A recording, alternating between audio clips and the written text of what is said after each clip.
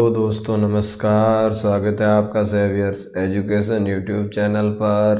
अपन बात कर रहे हैं क्लास 12th के बारे में। RBSC class 12th rainbow book जो है, जिसका चैप्टर नंबर 4 लॉस्ट स्प्रिंग, इसके टेक्सचुअल क्वेश्चंस के बारे में अपन बात करेंगे। तो अभी तक सारे जो इसके लेसन रेनबो बुक जो है, इसका अलग से प्लेलिस्ट बना रखी है जिसमें सारे चैप्टर आपको दे रखे हैं। आप उन चैप्टर्स को देख लीजिएगा और क्वेश्चन आंसर भी सेकंड चैप्टर जो है रूम 10/8 उसका मैंने प्रीवियस वीडियो में डाल दिया है। हालांकि वो वीडियो काफ़ी लंबा हो गया क्योंकि टेक्सचुअल क्वेश्चंस बहुत ज़्यादा दे रखे थे, लेकिन वो सारे प्रश्न ज़रूरी थे, क्वेश्चंस इंपॉर्टेंट है, इसलिए उसको एक्सप्लेन करना भी ज़रूरी था। तो आप उसको स्किप नहीं करें, पूरा देखें। आज अपन बात करेंगे चैप्टर 4 की, क्योंकि थर्ड चैप्टर जो है आपका डिलीट हो चुका है 2020-21 के एग्ज़ाम के लिए। तो अभी जो डिलीटेड पोर्शन है उसको अपन नहीं कर रहे हैं, जो आपके सिलेबस का पार्ट है उन्हीं को पढ़ रहे हैं। तो अभी तक अगर वो वीडियोस आपने नहीं देखे हैं तो देख लीजिएगा। कोर्स में भी कितना क्या बदलाव हुआ है उसका नहीं देखा है तो संशोधित पाठ्यक्रम या रिवाइज सिलेबस के नाम से जो प्लेलिस्ट बन रखी है उसमें आप देख सकते हैं। चैनल को सब्सक्राइब कर दीजिएगा, बेल आइकन को प्रेस कर दीजिएगा ताकि लेटेस्ट वीडियो नोटिफिकेशन आपको मिलते रहें। आज अपन बात कर रहे हैं अपना जो चैप्टर है लॉस्ट स्प्रिंग उसके बारे में, जिसके कि 2 पार्ट है। एक में इसने प्रॉब्लम बताई है सीमापुरी जो दिल्ली के पास का क्षेत्र है उसमें रैग पिकिंग के बारे में, और सेकंड जो फिरोज़ाबाद शहर में जो बैंगल मेकिंग से जुड़े हुए लोग हैं उनकी प्रॉब्लम्स के बारे में। तो सबसे पहले आपको बुक में दे रखी है, देखो, एक्टिविटी फर्स्ट जो कि बेस्ड है आपके कंप्रिहेंशन पर। कंप्रिहेंशन का मतलब होता है पढ़कर समझना, कि आपने जो चैप्टर पढ़ा है तो कितना समझ में आया है। अगर नहीं पढ़ा है तो इसके वीडियोस बना रखे हैं मैंने, आप उनको देख लें, उसके बाद क्वेश्चन आंसर देखें ताकि अच्छे से आपको समझ में आ जाए। इसका एक क्वेश्चन देखो, say whether the following statements are true और फॉल्स। अब आपको ये कहना है कि भाई ये स्टेटमेंट जो है ट्रू है या फॉल्स है। तो सबसे पहले देखो, Sahib came from his home in Dhaka long ago and lived in Seemapuri with his parents. कि साहिब जो है अपने पेरेंट्स के साथ ढाका से आया और सीमापुरी में रहता है, बिल्कुल सही है। दूसरा देखो, their homes and fields in Bangladesh were destroyed by storm, यानी उनके जो खेत और घर थे बांग्लादेश में वो स्टॉर्म के कारण, तूफानों के कारण नष्ट हो गए, बिल्कुल सही बात है। टी है। Sahib follows the writer's advice to go to school. Sahib follow करता है क्या एडवाइस राइटर की स्कूल जाने की? नहीं करता, तो एफ होगा। चौथा देखो, the rag pickers of Seemapuri lived in mud houses. बिल्कुल मड हाउसेज में रहते हैं, कच्चे घरों में, तो ये बात बिल्कुल सही है, टी आएगा। पांचवा देखो, Seemapuri slums have proper sewage drainage and water supply facility. तो ये बिल्कुल भी नहीं है, तो इसमें एफ आएगा कि भाई किसी भी प्रकार की फैसिलिटी वहाँ अवेलेबल नहीं है। अगला देखो, Mukesh belongs to a family of bangle makers in Firozabad. बिल्कुल सही है, मुकेश जो है फिरोज़ाबाद की बैंगल मेकर्स फैमिली से बिलोंग करता है। अगला देखो, Mukesh wants to become a motor mechanic. बिल्कुल सही है, मुकेश मोटर मैकेनिक बनना चाहता है। अगला देखो, workers in the glass industry face many health hazards. बिल्कुल सही बात है, हेल्थ हैजार्ड्स की सामना यानी स्वास्थ्य से खतरे जो है उनके हैं, तो ये भी टी होगा। 9 देखो, साहिब आलम जो कि साहिब है does not seem to be happy working in tea stall. बिल्कुल टी स्टॉल पे काम करके वो बिल्कुल भी खुश नज़र नहीं आ रहा है, तो ये भी टी आएगा। और लास्ट देखो, मोस्ट बेंगल मेकर्स लूज दियर आई साइट बिफोर बिकमिंग एडल्ट्स। ये भी बिल्कुल सही बात है कि भाई उनकी कम रोशनी में काम करने से और भट्टी के पास बैठकर लगातार काम करने के कारण उनकी आईसाइट वीक हो रही है, जिसके कारण एडल्टहुड से पहले ही वो अपने जो रोशनी है वो खो रहे हैं। तो ये तो आपके थे ट्रू फॉल्स यानी कंप्रिहेंशन चेक के लिए कि भाई आपने जो चैप्टर पढ़ा वो समझ में आया या नहीं आया। अब बात करते हैं अपन क्वेश्चन आंसर की। तो पहला चैप्टर देखिए, आपको दे रखा है कि भाई इनके आंसर देने हैं आपको 30 से 40 शब्दों में। तो पहला देखो, why did sahibs family settle at Seemapuri, Sahib का परिवार सीमापुरी में क्यों सेटल हो गया। तो देखो, sahibs family settled at Seemapuri as their fields in home and in Dhaka got destroyed by many storms, क्योंकि उनके ढाका के अंदर जो घर थे, जो खेत थे, वो कई तूफानों से नष्ट हो गए थे इस कारण से। so they left their country in search of living and came India, इसीलिए जो है अपनी आजीविका कमाने के लिए वो अपना देश छोड़कर भारत आ गए। दूसरा क्वेश्चन देखो, how does Anees Jung's promise to open school seem hollow. Anees Jung यानी कि जो राइटर है, लेखिका है, उसकी जो प्रॉमिस, उसका वादा किया था कि स्कूल खोलने का, वो किस प्रकार से खोखला प्रतीत हो रहा है। हॉलो का मतलब खोखला।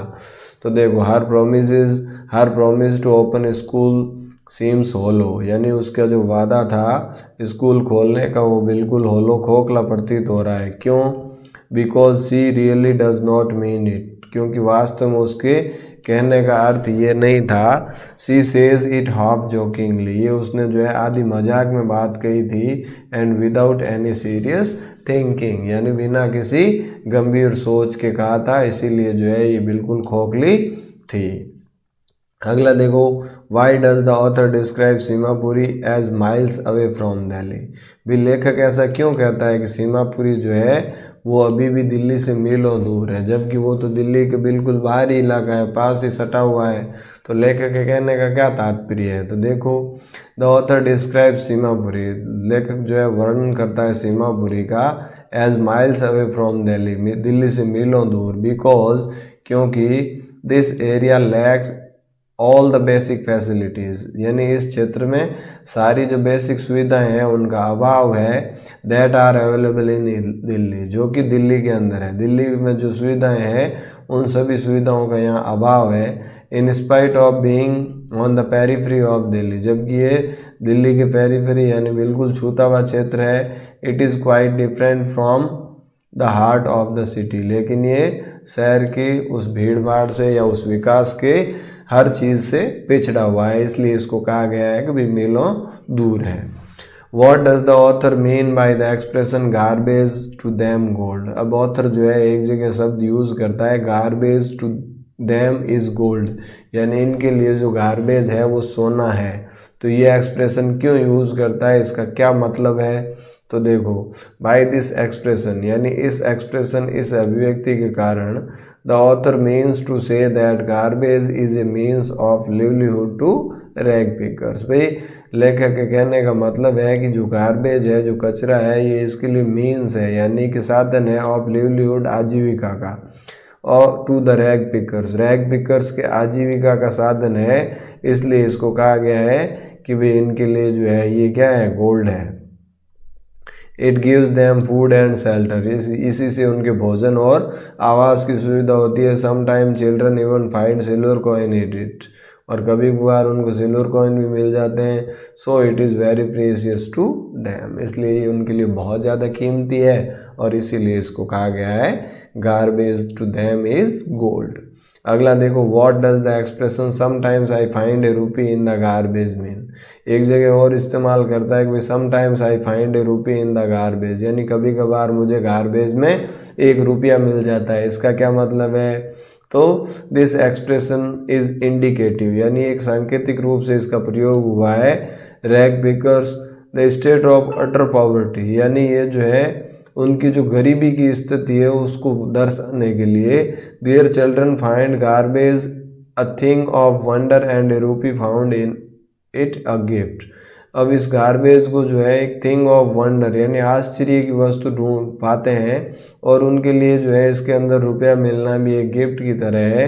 ए rupee means a very big amount to these children, और इन बच्चों के लिए 1 रुपये का मतलब भी बहुत बड़ा अमाउंट होता है, इसलिए इसका प्रयोग किया गया है। अगला देखो, 6th क्वेश्चन है कि भी why is Sahib not happy working at the tea stall, Sahib जो है खुश क्यों नहीं है टी स्टॉल पर काम करते हुए।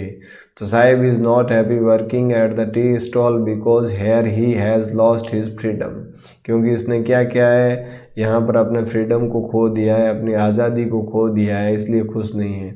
ही is no more the master of himself, अब वो अपना खुद का मास्टर नहीं रहा। ही फील्स लाइक स्लेव, अब उसको जो है एक स्लेव, एक जो स्लेव का मतलब गुलाम की तरह प्रतीत हो रहा है।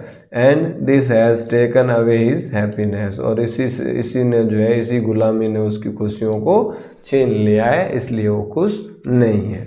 अगला देखो, what is Mukesh ambition, can it be realised, अब मुकेश का क्या सपना है और क्या इसको वास्तविकता पर लागू किया जा सकता है। तो देखो, Mukesh has the ambition to become a motor mechanic, Mukesh क्या बनना चाहता है, मोटर मैकेनिक बनना चाहता है। Its realisation is very difficult, लेकिन इसको वास्तविक रूप से जो है लागू करना मुश्किल है, क्योंकि because his family is very poor, उनकी परिवार जो है बहुत गरीब है। And Mukesh is bound to work as a bangle maker, और मुकेश को बाध्य होकर बैंगल मेकर का काम करना पड़ेगा। But he may realise his ambition with his strong will, लेकिन वो अपनी दृढ़ इच्छा शक्ति से अपनी इस इच्छा को भी पूरा कर सकता है।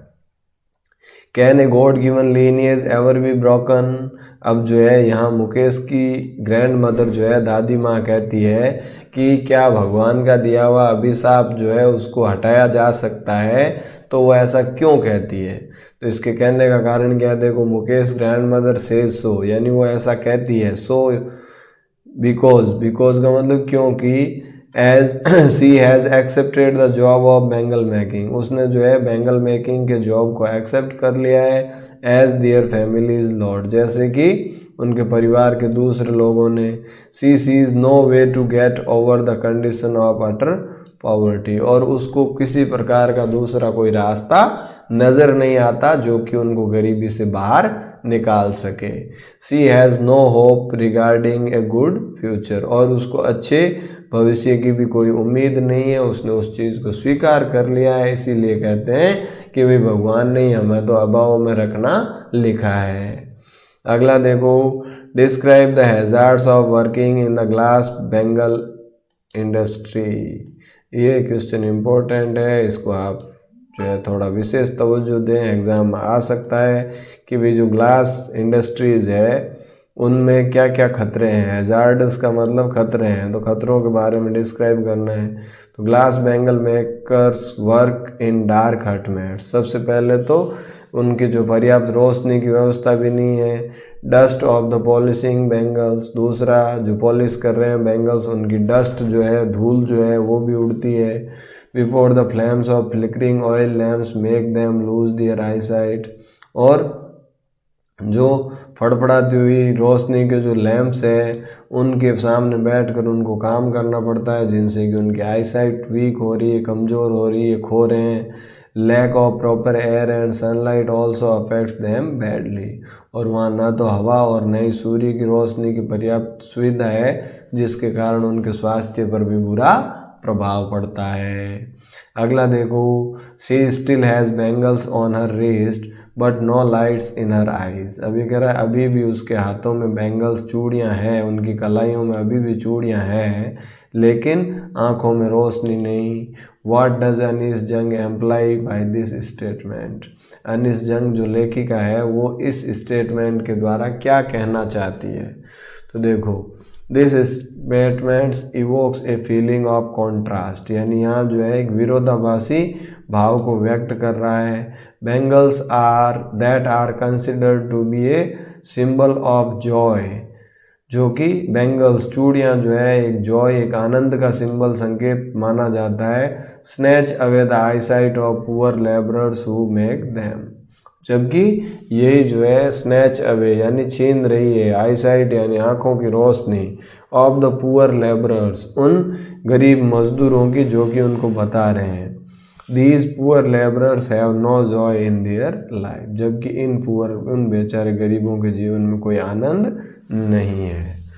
अगला क्वेश्चन देखो, what happens when the bangle makers in Firozabad try to get organised for their rights. ये भी इम्पोर्टेंट क्वेश्चन है कि भाई फिरोजाबाद के जो बेंगल मेकर्स हैं अगर वो ऑर्गेनाइज होने का प्रयास करें अपने अधिकारों के लिए तो क्या होगा। तो when all these people try to get organised for their rights they are hold up by the police. वो उनको पुलिस द्वारा ले जाया जाएगा, beaten and drag to jail for doing something illegal. पीटा जाएगा और घसीट कर जेल में डाल दिया जाएगा कुछ गैर कानूनी करने के जुर्म में। The evil powers in society don't let them raise voice for their betterment. समाज के अंदर जो बुरे लोगों के पास ताकत है ये उनका कुछ भी भला नहीं कर सकती।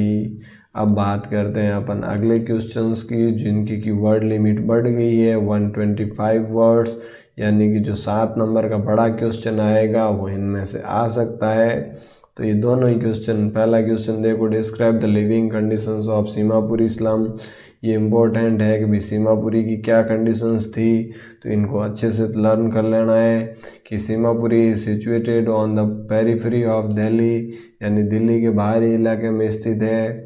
About 10,000 rag pickers live here in structures of mud with roofs of tin and tarpaulin. यहाँ पर 10,000 लोग रहते हैं जो कि रैग पिकिंग का काम करते हैं। स्ट्रक्चर जो है वो मड का बना हुआ है और इनकी छत जो है वो तिरपाल की बनी है। They do not have sewage, drainage और रनिंग वाटर। यहाँ पर किसी प्रकार की जल निकासी या पानी की सुविधा नहीं है। Children grow up in these small structures and help their parents for their survival. अब इन परिवारों में जो बच्चे पैदा होते हैं वो भी अपने परिवार की आजीविका में बड़ों को योगदान देते हैं। Rag picking is the only way for survival इन सीमापुरी। और सीमापुरी के अंदर जो उनके सर्वाइवल का, उनके जो गुजारा करने का एकमात्र जरिया है वो है rag picking. Garbage to them is gold. उनके लिए गार्बेज ही सोना है। People here live in utter poverty. यहाँ पर लोग जो है बिल्कुल गरीबी में रहते हैं। They are devoid of even the basic amenities of life. यहाँ तक कि उनको मूलभूत सुविधाओं से भी वंचित है। Health, education, sports etcetera are not even in their dreams. यहाँ तक कि उनके भी शिक्षा, खेल, स्वास्थ्य ये तो उनके सपने में भी नहीं है। Their poverty doesn't allow them to live a hygienic and healthy life. और अपनी गरीबी के कारण जो है एक स्वस्थ और स्वच्छ और स्वस्थ जीवन नहीं जी पा रहे हैं। They can not even think of a good life and keep engaged in rag picking. यहाँ तक कि वो अच्छी लाइफ के बारे में सोच भी नहीं सकते और अभी भी रैग पिकिंग से जुड़े हुए हैं। Some type of manual jobs, और कुछ इस प्रकार के छोटे मोटे कामों से। Even small children work as rag pickers in the midst of danger of number of diseases. यहाँ तक कि छोटे छोटे बच्चे भी रैग पिकिंग का काम करते हैं जिनमें कि बीमारियाँ होने का बहुत ज़्यादा खतरा है। दूसरे में देखो, मेंशन द सर्कमस्टांसेस, यानी कि स्थितियाँ बतानी है which force the bangle makers to live a life of the permeable state in Firozabad. भाई फिरोजाबाद में जो दयनीय स्थिति में जो रह रहे हैं रैग पिकर्स, तो वो क्या स्थिति है, क्यों वो दयनीय स्थिति में रह रहे हैं, उसके बारे में अपने को बताना है। तो देखो, most of the poor people in Firozabad are engaged in bangle making, यानी फिरोजाबाद के गरीब, ज़्यादातर गरीब लोग जो है बेंगल मेकिंग के व्यवसाय से जुड़े हुए हैं। They keep working their generations after generations, वो पीढ़ी दर पीढ़ी इसी काम को करते आ रहे हैं। They live in sheer poverty that does not allow them to think beyond the job of bangle making, और वो इतनी गरीबी में गुजारा करते हैं कि वो इस जॉब के अलावा किसी दूसरे के बारे में सोच भी नहीं सकते। दे live in an unhygienic conditions, यानी कि वो बहुत ही अस्वस्थ स्थिति में रहते हैं। They are devoid of good health, वो अभी भी डिवॉइड का मतलब वंचित है, ऑफ गुड हेल्थ अच्छे स्वास्थ्य से, एंड एजुकेशन और शिक्षा से। They don't even have good houses to live, यहाँ तक कि उनके रहने के लिए अच्छे घर भी नहीं है। दे live in a very poor state, वो बहुत ही गरीबी में रह रहे हैं। एंड मनी लैंडर्स, और जो साहूकार है, द मिडल मैन जो बिचौली है, द पुलिस मैन जो पुलिस के लोग हैं, the keepers of the law कानून के जो रखवाले हैं, द ब्यूरोक्रेट्स यानी कि जो शासन में लोग बैठे हैं, एंड द पॉलिटिशियंस और जो राजनेता है, have created the vicious circle of for from which it is very difficult for the workers in the bangle industry to get out, यानी इन लोगों ने मिलकर एक ऐसा घेरा, ऐसा चक्रव्यूह रच रखा है जिनसे कि इन बेंगल मेकर्स या बेंगल इंडस्ट्री में काम करने वाले वर्कर्स हैं, इनका इससे बाहर निकलना मुश्किल है। They accept their fate before being aware, और उन्होंने अपने फेट, अपने उस भाग्य को स्वीकार कर लिया है इससे पहले कि वो इसके बारे में कुछ जान पाएँ, अवेयर हों। The vicious circle of poverty and injustice force them to live a life of the perennial state, और यहाँ पर जो है ये कुछ चक्रव्यूह और गरीबी जो है और अन्याय जो है ये इनको इस काम को करने के लिए बाध्य करते हैं। तो इस प्रकार से दोनों क्वेश्चंस इंपॉर्टेंट हैं, आप पढ़ लें। अगला क्वेश्चन देखो, describe the two types of world mentioned by Anees Jung the lost spring. अब यहाँ जो है दो तरह की दुनिया की बात की गई है इस चैप्टर में लेखिका के द्वारा, तो वो दो दुनिया कौन कौन सी है? तो देखो, एनिस जंग describe the two types of world, दो दुनिया बताई है। देखो, टू टाइप्स ऑफ वर्ल्ड के बारे में बात कर रहे हैं। That impose such baggage on the children of poor family, जो कि क्या करते हैं, इम्पोज लाद देते हैं, द बैगेज यानी बोझ को, on the children of poor families गरीब परिवार के बच्चों के, that they can not put down जिनको कि वो कभी नीचे नहीं रख सकते।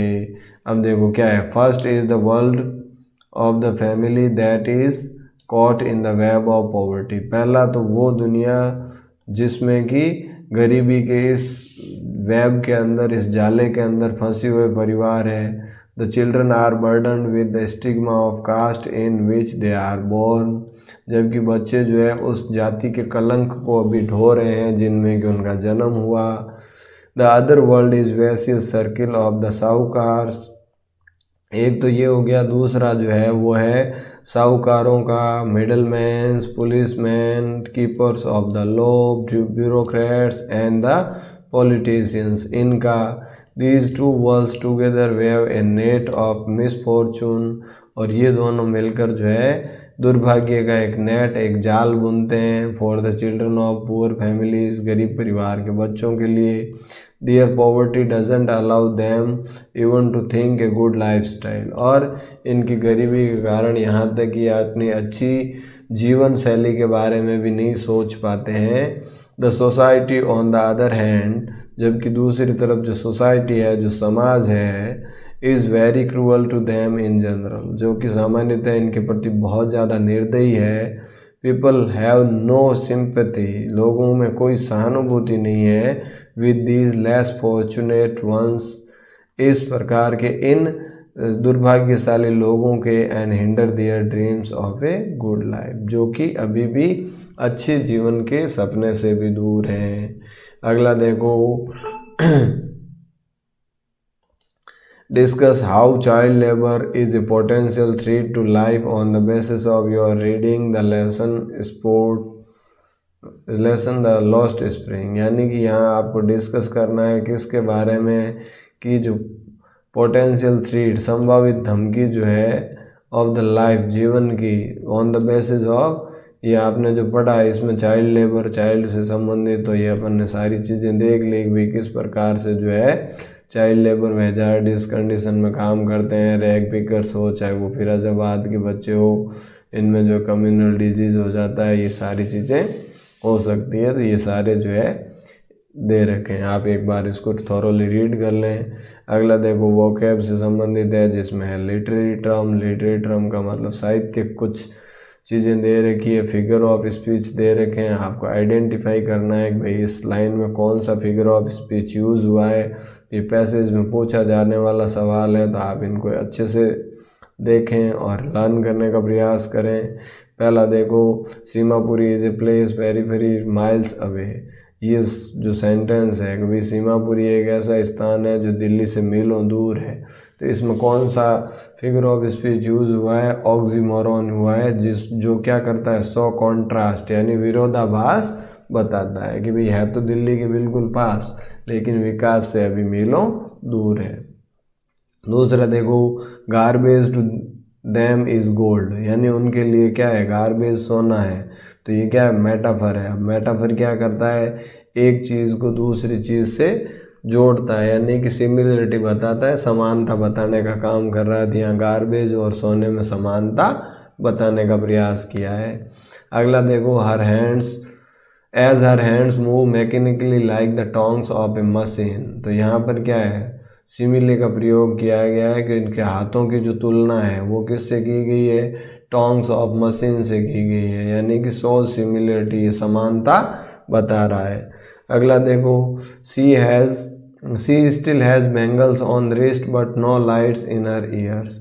तो यहाँ क्या है? आयरनी है, यानी विडम्बना बताई गई है। अनएक्सपेक्टेड डिस्क्रिप्शंस, विडम्बना की बात की गई है, आयरनी है। वेब ऑफ पॉवर्टी, ये भी जो है एक आयरनी है। इसके बाद देखो, स्पीच एक्टिविटी में आपको क्या करना है? Under the supervision of your teacher conduct discuss in your class on each of the following topic of the human right day, यानी जो ह्यूमन राइट डे आने वाला है उसके ऊपर आपको क्लास में सभी को मिलकर जो है इन विषयों पर अपने टॉपिक तैयार करने हैं।